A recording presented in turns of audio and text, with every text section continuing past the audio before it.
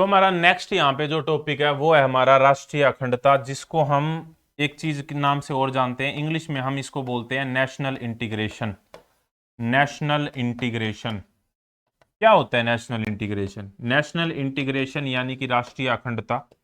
इसका क्या मतलब है? इसका ये मतलब है कि हम कोई भी जाति से हैं, किसी भी धर्म से है, कोई भी भाषा बोलते हैं, किस क्षेत्र से हैं, ये इसका कोई फर्क नहीं पड़ता। फर्क पड़ता है उस चीज का कि हम सब भारतीय हैं। हमें ये भावना होनी चाहिए, यानी कि अलग अलग जातियों, धर्मों, अलग अलग समुदायों, अलग अलग राज्यों, अलग अलग भाषाओं, अलग अलग क्षेत्रों से होने के बावजूद जो हमें एक राष्ट्रीयता की भावना है, जो हमें भावना है कि हम सब भारतीय हैं, वो जो भावना हमको जो बांध के रखती है, उसी भावना को हम राष्ट्रीय अखंडता यानी कि नेशनल इंटीग्रेशन के नाम से जानते हैं। क्लियर है ये वाली बात? अब क्या पूछ रखा है यहाँ पे कि भारत में वर्तमान राष्ट्रीय उद्देश्य क्या क्या है? तो राष्ट्रीय उद्देश्य परमाणु बिजली के क्षेत्र में आत्मनिर्भरता, कृषि एवं उद्योगों के लिए विश्वसनीय बिजली आपूर्ति की उपलब्धता, विश्व बाजारों के लिए माल का उत्पादन, एफडीआई के ऊपर फोकस कर रहे हैं हम, मेक इन इंडिया के ऊपर फोकस कर रहे हैं हम। ये बातें कुछ भी हैं, आपको जरूरी नहीं है यही लिख के आनी है। आपको क्या लगता है कि अब देश किस चीज के ऊपर फोकस कर रहा है? हम मेक इन इंडिया पे फोकस कर रहे हैं, बिल्कुल है। डिफेंस के अंदर हम मेक इन इंडिया पे फोकस कर रहे हैं। डिफेंस में हम निर्यात के ऊपर फोकस कर रहे हैं कि हम हथियार, अब तक हम क्या हैं? अब तक हम बहुत बड़े आयातक हैं हथियारों के, यानी कि बहुत सारे हथियार हम दूसरे देशों से खरीदते हैं। लेकिन अब हम बात कर रहे हैं कि हम दूसरे देशों को हथियार बेचेंगे, जैसे हम अब ब्रह्मोस को बेचने की बात कर रहे हैं। तो ये वाली जो चीज है, डिफेंस के अंदर हम एक्सपोर्ट की तरफ हमारा ध्यान है, मेक इन इंडिया की तरफ हमारा ध्यान है। जो सॉफ्टवेयर के अंदर हम इंडिपेंडेंट होने की कोशिश कर रहे हैं। सॉफ्टवेयर्स के अंदर जो यूनिकॉर्न बनती हैं कंपनियां, ठीक है, तो उनके अंदर हमारा टारगेट है कि हम 100 यूनिकॉर्न का जो हमारा टारगेट है उसको जल्दी से जल्दी पूरा करें। तो ये जो भी हमारे वर्तमान के अंदर राष्ट्रीय उद्देश्य हैं उनको आप यहाँ पे लिख के आ सकते हैं। गांवों के आधुनिकीकरण के बारे में, सड़कों को जोड़ना, विद्युतीकरण करना, सार्वजनिक और निजी क्षेत्र में विकास का संतुलन करना, ये सारे के सारे हमारे क्या है भाई? राष्ट्रीय उद्देश्य है। क्या है भाई? राष्ट्रीय उद्देश्य है। नेक्स्ट क्वेश्चन की तरफ हम बढ़ते हैं। हमारा नेक्स्ट क्वेश्चन क्या है यहाँ पे? नेक्स्ट क्वेश्चन है कि देश के विकास के लिए अखंडता क्यों आवश्यक है? राष्ट्रीय अखंडता यानी कि ये वही पूछ रहे हैं कि देश के विकास के लिए जो हमारा नेशनल इंटीग्रेशन है वो क्यों आवश्यक है। तो देखो, सबसे पहले तो देश की संप्रभुता और क्षेत्रीय अखंडता को बनाए रखने के लिए जरूरी है। देश में शांति और सौहार्द को बनाए रखने के लिए, देश के विकास और प्रगति के लिए, गरीबी और निरक्षरता के उन्मूलन के लिए यानी कि साक्षरता को बढ़ाने के लिए, आंतरिक सुरक्षा यानी कि इंटरनल सिक्योरिटी और कानून व्यवस्था को बनाए रखने के लिए, संस्कृति एवं धर्म के विकास के लिए, आर्थिक और औद्योगिकरण की प्रगति के लिए, विदेशी निवेश को आकर्षित करने के लिए और निर्यात को बढ़ावा देने के लिए, यानी कि एफडीआई को अट्रैक्ट करने के लिए और एक्सपोर्ट को इंक्रीज करने के लिए, तकनीकी ज्ञान जो सी टेक्निकल नॉलेज है और सांस्कृतिक आदान प्रदान के लिए, राष्ट्र की गरिमा और आत्मसम्मान बनाए रखने के लिए, समाज सुधार एवं लोक कल्याण के लिए, और नेक्स्ट हमारा क्या है? विदेशी संबंध यानी कि जो हमारे इंटरनेशनल रिलेशंस हैं को प्रगाढ़ बनाने और विश्व के देशों के बीच बेहतर स्थान पाने के लिए क्या जरूरी है भाई? नेशनल इंटीग्रेशन जरूरी है, राष्ट्रीय अखंडता जरूरी है। अब आप कहोगे कि सर राष्ट्रीय अखंडता का इन सारी चीजों से क्या मतलब है? एक आपके दिमाग में आ सकता है कि हम एक देश के वासी हैं, हम भारतीयता को फॉलो करते हैं, तो इससे इससे क्या हो जाएगा? इससे इन चीजों के ऊपर क्या फर्क पड़ेगा? देखो मैं बताता हूं आपको क्या फर्क पड़ेगा। अब आप ही लगा लो, आपकी कोई बड़ी कंपनी है, तो आप कौन से देश में इन्वेस्ट करना चाहोगे? जिस देश में शांति रहती है उसमें इन्वेस्ट करना चाहोगे, या जिस देश में लड़ाइयां होती हैं उस देश में इन्वेस्ट करना चाहोगे? ऑब्वियसली जिसमें शांति रहती है, जिसमें लोग प्यार से रहते हैं, जिसमें लोग जाति धर्म के नाम पर नहीं लड़ते, बल्कि वे इंडिया को यानी कि अपनी कंट्री को, जो भी वो कंट्री है उसको सर्वोपरि मानते हैं, अच्छे साक्षर हैं, पढ़े लिखे हैं, तो ऑब्वियसली ये सारी चीजें उसी के हिसाब से होती हैं। नेक्स्ट क्वेश्चन देखो, यहाँ पे सत्य असत्य हमको बताना है, यानी कि ट्रू बताना है और फॉल्स बताना है, ट्रू और फॉल्स बताना है। क्वेश्चन क्या है? सुलह कुल एक नीति थी शांति की, अकबर द्वारा अपनाई गई थी। सही है, अकबर ने अपनाई थी।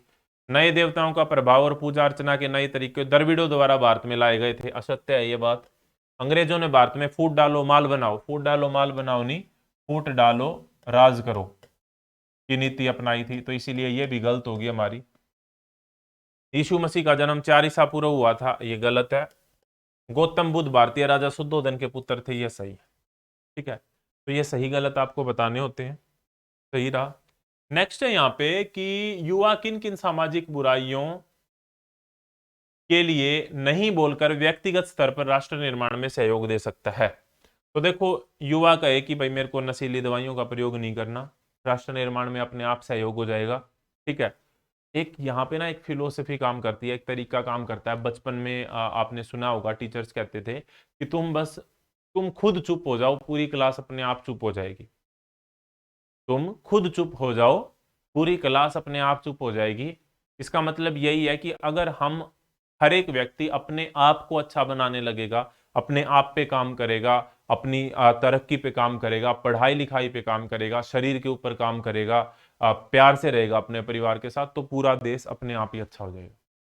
तो हमको पूरे देश पे काम नहीं करना है, हमको सिर्फ खुद पे पहले काम करना है। जब हम खुद अच्छे हो जाएंगे तब हम देखेंगे, क्योंकि आपको हेल्प करने के लिए भी, खुश किसी को रखने के लिए पहले खुद आप खुश होंगे, पहले खुद आप तरक्की करेंगे, जब ही आप किसी की हेल्प कर सकते हैं। तो नशीली दवाओं का प्रयोग करने से मना करने से, दहेज नहीं मांगेंगे, अवैध यौन संबंध नहीं रखेंगे, असामाजिक गतिविधियों में संलिप्तता नहीं रखेंगे, वंचितों का शोषण नहीं करेंगे, बाल श्रम नहीं करवाएंगे, परीक्षा प्रतियोगी आदि में अनुचित साधनों का यानी कि नकल वगैरह का प्रयोग नहीं करेंगे, रिश्वत वगैरह नहीं लेंगे।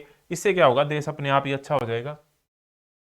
भाई ये जो क्वेश्चन है ना, वेरी वेरी इंपॉर्टेंट क्वेश्चन है। मैं पहले आपको बता रहा हूं, और मैं इतना जोर दे के अगर आपको कह रहा हूं ना, तो आप समझ पा रहे होंगे कि मैं ये चीज ऐसे ही नहीं बोल रहा। अगर मैं वेरी वेरी इंपॉर्टेंट इसको बोल रहा हूं ना, तो मान लो कि ये क्वेश्चन आपके एग्जाम में आने के पूरे पूरे चांस हैं। रट जाना भाई इस क्वेश्चन को। ये किसी भी तरीके से पूछा जा सकता है। नेतृत्व के 10 गुण बताओ, नेता होने के लिए क्या क्या क्वालिटी होनी चाहिए, ऑफिसर बनने के लिए क्या क्वालिटी होनी चाहिए, सेना में अफसर बनने के लिए क्या उसके अंदर जो है गुण होने चाहिए। कैसे भी ये क्वेश्चन पूछ ले, आंसर यही रहेगा जो आपके सामने है।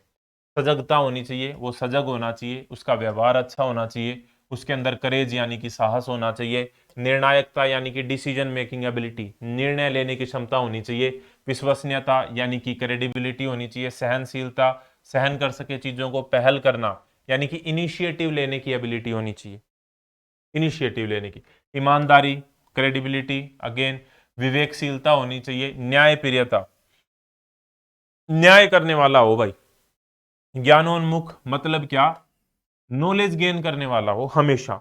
ऐसे नहीं कि उसको नॉलेज ही नहीं अपनी चीज की, तो वह कितना ही अच्छा है, अगर उस लीडर को, जो भी आपका ऑफिसर है, उसको नॉलेज नहीं है उस चीज के बारे में, तो वो चाहे कितना ही अच्छा इंसान है। और नॉलेज जिसको होती है उसको हमेशा सम्मान मिलता है। नेक्स्ट है यहाँ पे निष्ठा भाव होना चाहिए उसका, विनोद प्रियता, विनोद प्रियता का क्या मतलब है कि थोड़ा सा जिंदा दिल इंसान होना चाहिए, हंसी मजाक वाला, खुश रहे। ठीक है, अब आप खुद ही सोचो, आपका कोई ऑफिसर है, वो हर टाइम बिल्कुल ही मतलब सीरियस सा फेस बनाए रखता है, हंसता ही नहीं है कभी, तो इतना दिल नहीं करेगा मतलब उसके साथ रहने में, या जो भी है। तो एक बंदा है, हाँ हंसता भी है, बात भी करता है, सीरियस भी होता है, हर तरह की तरीके से चीजें होनी चाहिए। विनोद प्रियता होनी बहुत ज्यादा जरूरी है। युक्तिपूर्णता और निस्वार्थ भाव होना चाहिए। तो ये जो क्वालिटी है ना, वेरी वेरी इंपॉर्टेंट मैंने लिख रखा है अभी तक आपके सामने। मतलब ये क्वेश्चन इंपॉर्टेंट है, रट लेना इसको अच्छे से, एग्जाम में आने के पूरे पूरे चांस है। अगला क्वेश्चन देखो भाई, यहाँ पे क्या है। अगला क्वेश्चन है, एक अच्छे और सफल नेता के महत्वपूर्ण गुण कौन से हैं। देखो यही है, ये ऊपर वाला ही है। ये घुमा फिरा के पूछ लेते हैं तो आपको आंसर भी घुमा फिरा के बना देना है, लेकिन रहेगा वही, रहेंगी वही चीजें। देखो, सच्चाई, ईमानदारी, पवित्रता, अनुशासन, निस्वार्थता, निष्ठा, निष्पक्षता, समानता, विश्वास, सहायता, सम्मान करना, वही बातें हैं जो अच्छी क्वालिटीज होती हैं। वही यहाँ पे थोड़ी सी एक्सप्लेन करके लिख दी हैं। क्लियर है, आंसर वही रहेगा। कैसे भी ये क्वेश्चन पूछा जाए, चाहे आप ही के पेपर में 2 बार क्वेश्चन पूछा गया तो आप 2 बार उसी को लिख दें, नंबर आपको मिलेंगे। ठीक है, 3 बार पूछा गया 3 बार लिख दें, हालांकि 2 बार से ज्यादा नहीं पूछा जाएगा, लेकिन ये क्वेश्चन आपके एग्जाम में आएगा, चाहे किसी तरीके से पूछा जाए, ये इक्वालिटी आपको रट के जानी है। आगे देखो भाई, धारणा क्या है। धारणा क्या होती है। धारणा चुनने अथवा छांटने की एक प्रक्रिया है जो हमें अप्रासंगिक अथवा विघटनकारी जानकारी से बचाता है। धारणा के हमने मान के चलते हैं, हाँ भाई ये चीज ठीक होगी, ये चीज गलत। वो कैसे, उससे हमको ना सारी चीजों को एक्सेप्ट नहीं करते हम, जो हमारी खराब जानकारी होती है उससे हमको बचाती है। नेता कौन होता है। देखो, लीडर हम किसको बोलेंगे, यहाँ पे नेता से रिलेटेड देखो, क्योंकि यहाँ पे डिफेंस की बात हो रही है ना, तो आप पॉलिटिकल लीडर को कंसीडर ना करें। यहाँ पे मैं कहूंगा यहाँ पे आप जो डिफेंस लीडर हैं उनको कंसीडर करें, यानी कि हमारे जो ऑफिसर होते हैं, लेफ्टिनेंट, कैप्टन, मेजर और ये सभी जो रैंक होती है यहाँ पे। तो कौन कौन ऑफिसर है, कौन लीडर है? लीडर वो है जिसके पास जो उसको टारगेट दिया गया है, उस टारगेट को वो अचीव करता है, अपने संसाधन जो उसके पास सामान है और जो बंदे हैं उसके पास, जो उसके सबऑर्डिनेट है, उनको मोटिवेट करता है अपने लक्ष्य को अचीव करने के लिए, उसी को हम लीडर बोलते हैं। एक नेता वह व्यक्ति होता है जो लक्ष्य की प्राप्ति के लिए अन्य लोगों जो उसके साथ है और संसाधनों को प्रभावित करता है सकारात्मक रूप से। यहाँ पे आप एक लाइन और लिख सकते हैं थोड़ा पॉजिटिव इंपैक्ट डालने के लिए, कि यहाँ पे को सकारात्मक रूप से प्रभावित करता है। इसके बीच में लिख लेना ये यहाँ पे को सकारात्मक रूप से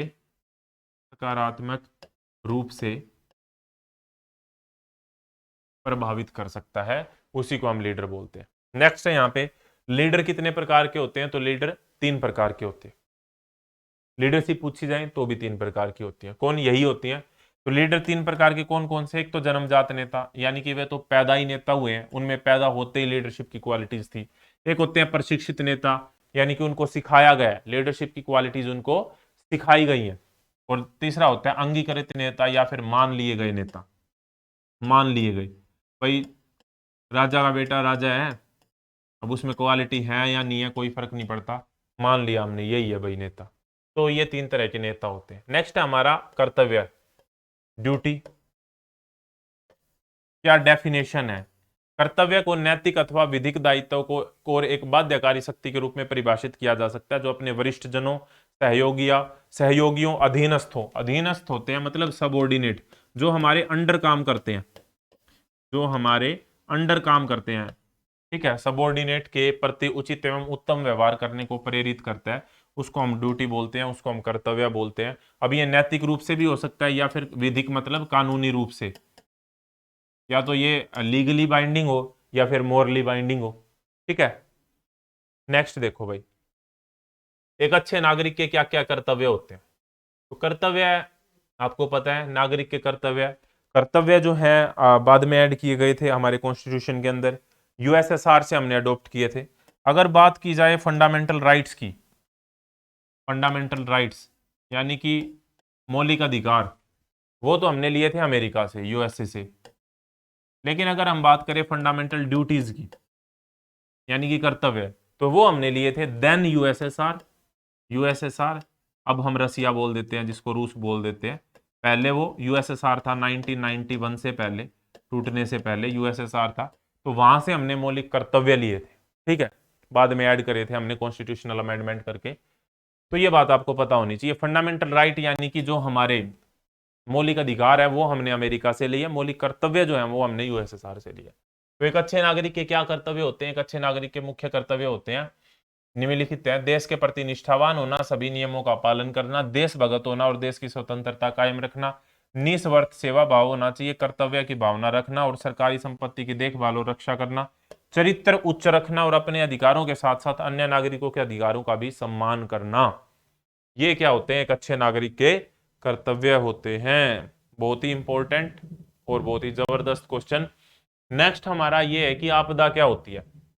देखो, आपदा क्या होती है, सिंपल लैंग्वेज में अगर मैं आपको बताऊं तो आपदा होती है कोई भी ऐसी प्राकृतिक या मानव निर्मित घटना जिससे जान माल की भारी नुकसान होता है, भारी हानि होती है, और उस समय पर जो हमारे पास प्राप्त संसाधन है उनसे जो उसको मैनेज करना है वो मुश्किल हो जाता है, उसी को आपदा कहते हैं।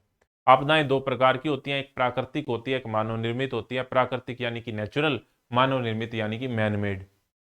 प्राकृतिक के अंदर जैसे भूकंप आ गई, बाढ़ हो गया, ज्वालामुखी फट गया, हिमस्खलन हो गया, भूस्खलन हो गया, ये सारी की सारी प्राकृतिक में आ गई।